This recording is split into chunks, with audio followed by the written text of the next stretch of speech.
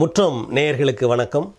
நேயர்களே, தமிழ் தன்னுரிமை கட்சியின் தலைவர் திருமிகு பாவலர் ராமச்சந்திரன் அவர்கள் நமது அரங்கிற்கு வருகை தந்திருக்கிறார். அவரோடு இன்றைய அரசியல் நிலவரம் குறித்து நாம் பேசுவோம்.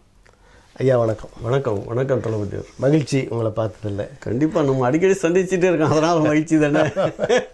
இதே மாதிரி தேர்தல் அடிக்கடி வருதில்ல, அரசியல் கட்சிகளுக்கும் மகிழ்ச்சி. ஆனால் மக்களுக்கு மகிழ்ச்சியா அது தெரியணும். அதை பற்றி தான் நீங்கள் பேசுங்க ஐயா. இப்போ தமிழ்நாட்டில் தேர்தல் நடக்குது, கட்சிகள் ஆட்சிகள் மாறுகின்றன. ஆனால் மக்கள் ஒரு நல்ல மனநிலையில், மகிழ்ச்சியான மனநிலையில் இருக்கிறார்களா அப்படின்ற ஒரு ஐயம் இருந்து கொண்டே இருக்கிறது. உங்கள் பார்வையில் அது எப்படி? மக்கள் உண்மையிலேயே நல்ல மனநிலையில் இருந்தார்கள் ஒரு காலம். ஏன்னா யார் ஆட்சி பண்ணாலும் அந்த குறைகளை கண்டு உடனே வெகுந்து எழுந்த ஒரு பரம்பரை தமிழர் பரம்பரை. எப்போ வந்துன்னுட்டதை அது சொல்லவே முடியாது.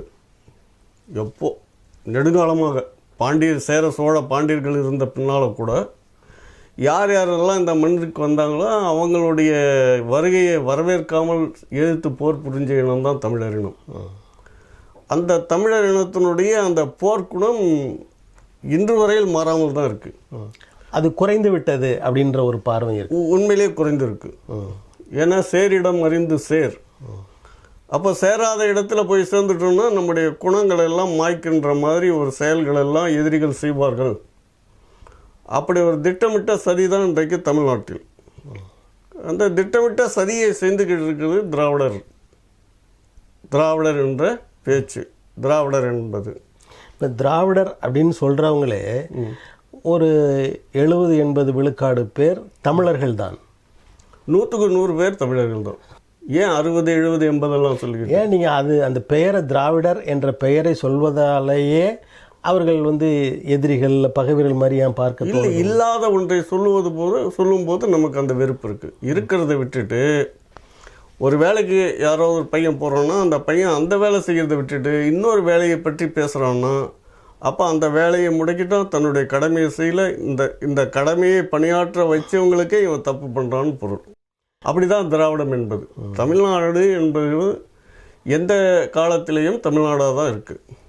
அது மூவேந்தர் காலமாக இருக்கட்டும், பல்லவர்களுடைய காலமாக இருக்கட்டும், அதற்கு பின்னால் யார் வந்தாலும், ஆங்கிலேயர்கள், அந்நியர்கள் யார் வந்தாலும் இது தமிழ்நாடாக தான் இருக்குது. தமிழ்நாட்டை எப்படி திராவிடர் நாடு என்று சொல்லலாம்?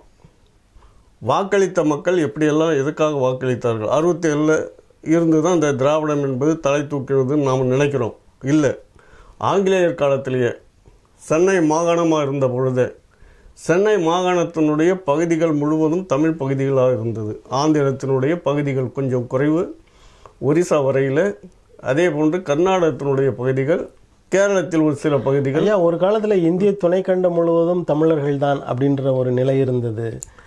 அது அன்றைக்கும் அப்படி தான், இன்றைக்கும் அப்படி தான். என்ன நம்ம அடிப்படையை பார்க்கும்போது தான் அது தெரியும். இல்லை, இப்போ நீங்கள் ஒரு பரந்த ஒரு மனப்பான்மைக்கு வாங்க. இந்திய துணைக்கண்டம் முழுவதும் தமிழர்களால் ஆளப்பட்ட, தமிழர்கள் வசித்தார்கள் அப்படின்லாம் சொல்கிறோம். அதில் உள்ளவங்க தான் கொஞ்சம் குணம் மாறி வெவ்வேறு மொழிகளை பேசுகிறாங்க, வேறு மாதிரி இருக்காங்க. அப்புறம் உங்களுடைய உடன்பிறப்புகள் தானே. நாம் அவங்கக்கிட்ட போய் அவங்கக்கிட்ட எந்த ஒரு தகராறையும் வச்சுக்கலையே. அவங்கக்கிட்ட நாம் எந்த நாட்டையும் எங்களுடைய பகுதின்னு சொல்லிக்கிட்டு இல்லையே. நீங்கள் நம்ம பகுதி தானே ஆந்திராக்காரன் பிடிங்கிட்டு போனோம், கேரளத்துக்காரன் பிடிங்கிட்டு போனோம், கர்நாடகாக்காரன் எவ்வளோ பிடுங்கிட்டான். இப்போதைக்கு நம்ம கையில் இருக்க வேண்டிய அந்தமான் நிக்கோபர் தீவுகள் நம்மக்கிட்ட இல்லை. நம்முடைய அண்மை காலம் கூட மாற்றிட்டாங்க. அந்தமான் நிக்கோபர் தீவுன்ற பெயர், அது என்ன பேர்னாலும் மாற்றிட்டோம். ஸ்ரீ விஜயமா ஏதோ எது பண்ணாலும் சரி, அது பேருக்கு தளபதி தானே. இப்படி பல்வேறு இந்த இந்திய பெருங்கடல் முழுவதும் தமிழர்களுடைய பகுதி. நீங்கள் இமயமலையை நாம் வசதிக்காக வேணுமென்றால் சொன்னால் மண்ணும் இமயமலை, மலையங்கள் மலையன்னு நம்ம பாடலாமே தவிர இமயமலைக்கும் நமக்கு உரிமை கொண்டாட முடியுமா? அப்போ இமயமலை வடக்கத்துக்காரர்களுக்குன்னா தெற்கத்தில் இருக்க தமிழ்நாட்டுக்காரங்களுக்கு தானே ஆழக்கடல் முழுவதும், இந்துமா கடல் முழுவதும். வேங்கடமலையெல்லாம் விடுவோமா? வேங்கடமலை அதுக்கு அப்புறமும் இருக்குது. தென்பெண்ணை போல் அங்கே வடபெண்ணை வரைக்கும் தமிழ்நாடு. அப்படி இப்படி கர்நாடகத்து போனால் அதெல்லாம் பழங்கதை நமக்கு இருக்கு. வடபெண்ணை பாலர்லையும் பாதிய காலம் இல்லாமல் போச்சு. என்ன காரணம்? திராவிடம் தானே விட்டு கொடுத்தது. திராவிடன்ற பேச்சு வந்த பின்னால தமிழ்நாட்டுக்குள்ளே பேசுறீங்க, ஏன் அதை போய் ஆந்திராவில் திராவிடம்னு பேசுறது? ஆந்திராவில் பேசுறது, தெலுங்கானாவில் பேசுறது. ஆனால் தமிழர்களை தவிர ஆந்திரர்களோ கன்னடர்களோ கேரளத்தவர்களோ நாங்கள் திராவிடர்கள் அப்படின்னு சொல்கிறாங்களா? யார் சொல்கிறாங்க? யாரும் சொல்லாது. நீங்கள் எப்படி எங்கள் தமிழர் மேலே திணிக்கிறீங்க? இந்தி திணிப்பு போல் இது ஒரு திணிப்பு தானே எங்கள் மேலே, நம்ம மேலே, தமிழர் மேலே. திராவிடன்னு எப்படி சொல்கிறீங்க? அப்போ பொய் சொல்லியே வந்து, பொய் சொல்லியே இருந்து, பொய் சொல்லியே பேசி, பொய் சொல்லியே தேர்தல்களை சந்தித்து பொய் சொல்லியே ஆள் மாற்றி இப்போ இந்த முதலமைச்சராகி இல்லை, இந்த பொய்களை தமிழ்நாட்டு மக்கள் வந்து தொடர்ந்து நம்பிக்கொண்டே இருக்கிறார்கள். அவர் மேல் திணிக்கப்படுது. ஆங்கிலம் போல, இந்தி போல தமிழ்நாட்டு மக்கள் மேல் பொய் திணிக்கப்படுது. இப்போ இந்த இன்னொரு இதுக்கு வருவோம். நிதிநிலை அறிக்கையில் தமிழ்நாட்டிற்கு எதுவுமே தரப்படவில்லை, தமிழ் மொழிக்கு எதுவும் ஒதுக்கப்படவில்லை அப்படிலாம் சொல்கிறாங்க. யார் ஒதுக்கல? ஒன்றிய அரசில். நீ என்ன ஒதுக்கியிருக்க? தமிழ்நாட்டில் தமிழ் வழி கல்விக்காக எத்தனை பள்ளிக்கூடங்களை ஒதுக்கியிருக்கீங்க? எத்தனை கல்லூரிகளை ஒதுக்கியிருக்கீங்க? இது தமிழ்நாடு தானே. இது தமிழ்நாட்டில் ஒதுக்குன்னு சொல்கிறதுக்கு யார் நீ? தமிழ்நாடு மத்திய அரசுலேருந்து பணத்தை வாங்கிறதுக்கும் இங்கேருந்து செலவு பண்ணுறதுக்குமாக தான் மாநில அரசு இருக்குது. உங்களுடைய பிரதிநிதிகளை அங்கே 30 பேர் 39 பேர் இருக்கிறாங்க. அவங்களுக்குன்னா என்ன வேலை வச்சிருக்கீங்கப்பா? இல்லைப்பா, இந்த 39 பேர் பேசுறது கேட்க மாட்டேங்குது. ஏன்னா அது எப்படி கேட்காது? அவங்க வந்து கேட்கலன்னா நீ அவர் வந்தா நீயே முதலமைச்சரே நின்று ஒரு இடத்துல கருப்பு கொடி காட்டு. பிரதம மந்திரியும் நீதி மந்திரியும் வந்தா, முதலமைச்சரே எங்கள் மாநிலம் புறக்கணிக்கப்படுது, இப்போ நாடாளுமன்றத்தில் நாங்கள் இதெல்லாம் செஞ்சுருக்கோம், எங்களுக்கு இருக்கிற ஒரு சின்ன தொகை, அதாவது 80,000 கோடி 1 லட்சம் கோடியில் நாங்கள் இவ்வளோலாம் செஞ்சுருக்கோம், நீங்கள் எங்களுக்கு என்ன பண்ணிருக்கீங்கன்னு கேள்வி கேள்வி மக்கள் பார்க்கட்டுமே. மக்கள் ஒன்றுமே பார்க்கல. நீங்கள் நாடாளுமன்றத்தில் திராவிட முன்னேற்ற கழக கூட்டணி அந்த 39 பேர் அவங்க தான் நிறைய பேசுகிறாங்க, அதாவது எதிர்த்து பேசுகிறாங்க, இதை கொடுங்கன்னு உரிமையை கேட்குறாங்க. அப்படி இருக்கிற போது அவர்களுக்கு அவங்க தராமல் இருப்பது அவங்களுடைய பெரும்பான்மை விஷயம். அவங்க தராமல் இருக்காங்க. அப்போ அவங்கள தானே குறை சொல்ல முடியும், தமிழ்நாட்டை ஏன் குறை சொல்லணும்? நீங்கள் அப்போ அங்கே உங்களுக்குரிய நிதி, தமிழ்நாட்டுக்குரிய நிதி தரப்படலைன்னா நீங்கள் என்ன செய்யணும்? முதல் வேலையாக தமிழ்நாட்டு மக்கள்கிட்ட வந்து முறையிடணும். ஒவ்வொரு விஷயத்திலையும் இந்த 5 ஆண்டு பாராளுமன்ற உறுப்பினர்களுக்கு அந்த பதவி இருக்கிறவரில் நீங்கள் பேசுகிறீங்க, பேசி நடக்கலைன்னா மக்கள்கிட்ட அன்றாடம் வந்து சொல்லணும். முதலமைச்சர் மட்டும் இல்லை, ஒவ்வொரு அமைச்சரும் எல்லாரும் நின்று போராடணும். ஊடகங்கள்ல சொல்றாங்களே, அதாவது செய்தித்தாளில் கொடுக்கறது இல்லம்மா, அறிக்கையாது கிடைக்கலன்றத வந்து அதான் செய்தித்தாளில் நீங்கள் இல்லை, நானே ஒரு 10,000 கொடுத்து ஒரு அறிக்கைன்னு கொடுத்தனா அவன் போட்டுருவான். முதலமைச்சருக்கு அதுவா வேலை? நம்முடைய மக்களுடைய நிதியை எடுத்து கொடுத்து விளம்பரம் தேடிக்கிறதா வேலை? நீங்கள் இறங்கி களத்தில் இறங்கி பேசணும். அங்கேருந்து ஒரு பதில் வந்தால் அந்த பதிலுக்கு என்ன பதில் நீங்கள் சொல்லணும். இப்போ இருக்கிற முதலமைச்சர் அந்த திறன்கள்லாம் மற்றவர் அப்படின்னு சொல்ல வரீங்களா? இந்த முதலமைச்சர் இல்லை, எந்த முதலமைச்சரும் திறன் இல்லாதவர்கள் தான். கூட்டணி எதுக்கு வச்சுக்கிறீங்க? எதுக்கு கூட்டணி? தேர்தலுக்கு கூட்டணி இருக்கக்கூடாது. எந்த கட்சிக்கு மக்கள் ஆதரிக்கிறாங்கன்றதை அந்த மக்கள் உறுதி பண்ணணும். எல்லா கட்சியும் சேர்ந்துக்கிட்டு ஏன் கூட்டணி அமைக்கிறீங்க? ஊழல்னு சொல்கிறவங்களும் கூட்டணி வைக்கிறீங்க, ஊழல் செய்கிறவங்களும் கூட்டணி வைக்கிறீங்க. எப்படி? இந்தி வேணுன்ற கட்சியும் தமிழ்நாட்டில் கூட்டணி. எந்த கட்சியை எதிர்த்து நாம் பண்ணோம் இந்திய எதிர்ப்பு போராட்டத்தை? இந்திரா காங்கிரஸ் எதிர்த்து தானே பண்ணோம். அந்த காங்கிரஸோட திராவிட முன்னேற்ற கழகத்துக்கு என்ன கூட்டணி தேவைப்படுது? இல்லை, ஒரு காலத்தில் அப்படி இருந்தாங்க, இப்போ மாறி இருந்தால் இந்த தமிழ்நாட்டில் இந்தி கிடையாது, ஆங்கிலம் கிடையாது, தமிழ் ஆட்சி மொழி சட்டம் தான் இருக்குது 1956. அந்த சட்டம் தான் தமிழ் தான் எல்லா இடத்துலையும் இருக்குதுன்னா பரவாயில்ல. நீங்கள் சொல்கிறது எந்த இடத்துல வச்சுருக்கீங்க? இப்போ காங்கிரஸ் ஆட்சியில் இல்லை. காங்கிரஸ் ஆட்சியில் இல்லைனாக்கா அவங்களை எப்படி குறை சொல்ல முடியும்? அவங்க தானே தமிழ்நாட்டில் இந்தியா கொண்டு வந்தாங்க. இல்லை, அதுக்கு பிறகு அவங்க திருந்தி இப்போ ராகுல் காந்தி அதை எப்படி திருந்திட்டாங்க? உடனே இந்தி இல்லைன்னுட்டாங்களா? நாம் தொடர் வண்டியில் போனால் 3 மொழியில் ஒழிக்கிறோம். 3 மொழியில் எழுதி வச்சுக்கலாம். சில இடத்துல தமிழே பழகையே கிடையாது.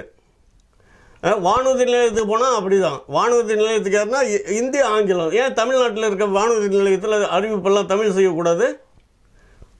வானொலி நிலையம் நீட்டு ஏன் தமிழில் மட்டும் எழுதி வைக்கக்கூடாது?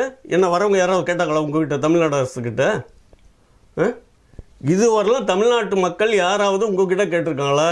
அல்லது வெளிநாட்டுக்காரர்கள் வந்து எங்களெல்லாம் பேருந்தில் இது சென்னை நகரம் அப்படின்ட்டு யாராவது ஆங்கிலத்தில் எழுதி வைன்னு கேட்டாங்களா? இப்போ நீங்கள் பேசுகிறது ஒரு சிலர் என்ன சொல்கிறாங்கன்னா, இது ஒரு குறுகிய மனப்பான்மை.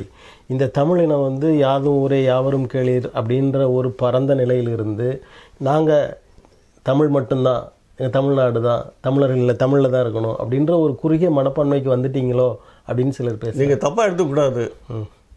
உங்கள் பேரை கேட்குறோம், ஏன் தளபதின்னு சொல்கிறீங்க? இன்னொரு பேர் சொல்லிடுறது உங்கள் அப்பா பேரை கேட்குறோம், அம்மா பேரை கேட்குறோம், ஏன் அவங்க 2 பேரை சொல்லணும், வேற ஒருத்தர் பேரை சொல்கிறது?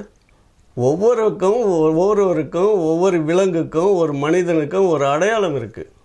புலியோட புலி சேர்ந்து தான் புலிக்குட்டி போடுது, பூனையோட பூனை சேர்ந்து தான் பூனை பிறக்குது, ஆட்டோட ஆடு சேர்ந்து தான் அதனுடைய இனம் அபிவிருத்தி ஆகுது. நீ என்ன கலப்பா சொல்கிறதுக்கு? இல்லை, இப்படிலாம் இருக்கிற போது ஒரே மொழி, ஒரே மதம், ஒரே மொழி அல்ல, ஒரே நாடு. இந்த நாட்டுக்கு வெளியே போனால் இன்னொருத்தனுடைய மொழியை நாம் கற்றுக்கணும். இந்த நாட்டுக்குள்ளே ஒருத்தன் வந்தான்னா நம்ம நாட்டு மொழியை அவன் கற்றுக்கணும். அதுதான் கட்டாயம். நீங்கள் நம்ம வீட்டுக்கு வரும்போது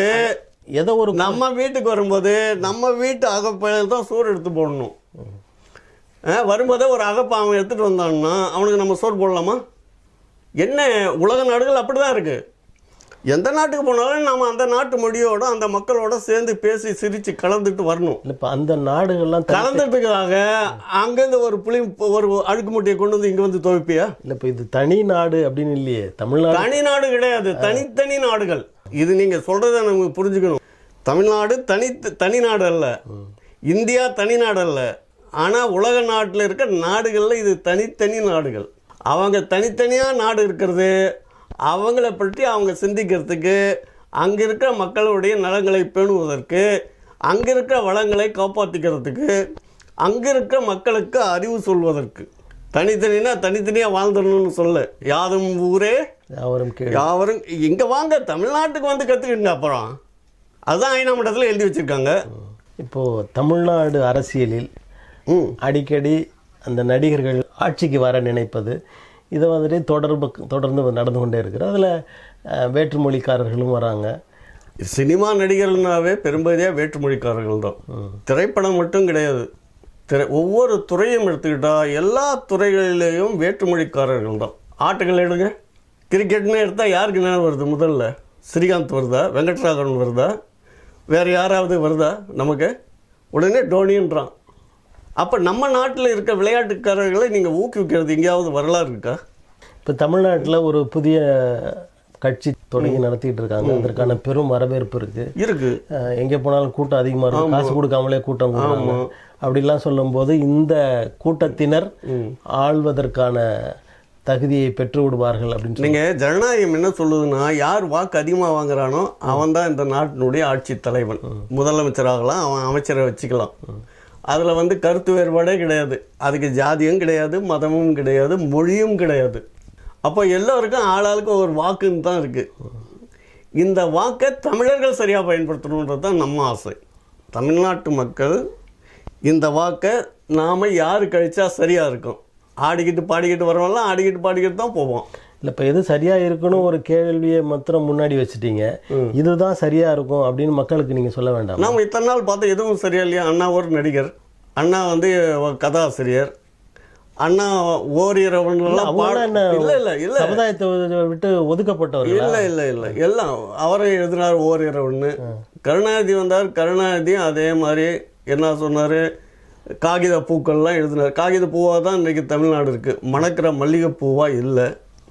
எம்ஜிஆர் வந்தார், எம்ஜிஆரும் அப்படி தான்.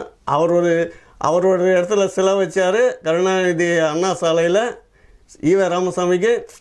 உடனே எம்ஜிஆர் வந்தார், எம்ஜிஆர் வந்து இன்னொரு சிலையை இன்னொரு இடத்துல வச்சார். ஐயா நான் இல்லை இவங்க நடிக்கத்தான் தெரியுமே தவிர இந்த சிலைகளால் மக்களுக்கு என்ன நன்மை வரும்? பேர் வைப்பால் எந்த நன்மை இந்த நாட்டுக்கு கிடைக்கும்? இல்லை, அந்த தலைவர் மக்களை மயக்கிறாங்க. அந்த மயக்கம் தான் இன்றைக்கு வரையிலும், விஜய் வரைக்கும் அல்ல, இன்னும் பின்னால் கூட சில பேர் வருவாங்க. இந்த திரைப்பட நடிகர்கள் மயக்கத்தை தமிழ்நாட்டு மக்கள் நாம் திருந்திக்கிட்டாக்க ஓரளவுக்கு பரவாயில்ல. அதுக்காக திரைப்படக்காரன் வந்தான்னா அவனுக்கு வாக்களிக்கணும்னு சொல்கிறதுக்கெல்லாம் நாமெல்லாம் ஒன்றும் தகுதி கிடையாது. ஏன்னா ஜனநாயகம் அதுதான் சொல்லுது. ஆனால் வந்தவர்கள் யாராவது வழியாக நடத்தியிருக்காங்களா? ஆனால் இதை உணர்ந்து இருக்குது உலக அரசியல் எப்படி உணர்ந்துருக்கு? ஒரு தடவை அமெரிக்காவுடைய குடியரசுத் தலைவராகவே ஒரு நடிகர் வந்தார், ரீகன். அவர் 5 வருடத்துக்கு மேலே இருக்க முடியல, 4 வருடம் தான். ஆனால் நம்ம ஆட்கள் வந்தாங்கன்னா ஒரு படத்துக்கு ஒரு கதைக்கும் ஒவ்வொரு மாதிரி நடிக்கிற மாதிரி, ஒவ்வொரு தேர்தலுக்கும் ஒவ்வொரு மாதிரி நடிக்க ஆரம்பிச்சிட்டாங்க. இந்த நடிப்பை நம்பின தமிழர்கள் இன்றைக்கு நம்ம கெட்டு போயிட்டோம். நம்ம நாட்டில் ஒரு நடிகன், சினிமா நடிகனே தமிழன் கிடையாது.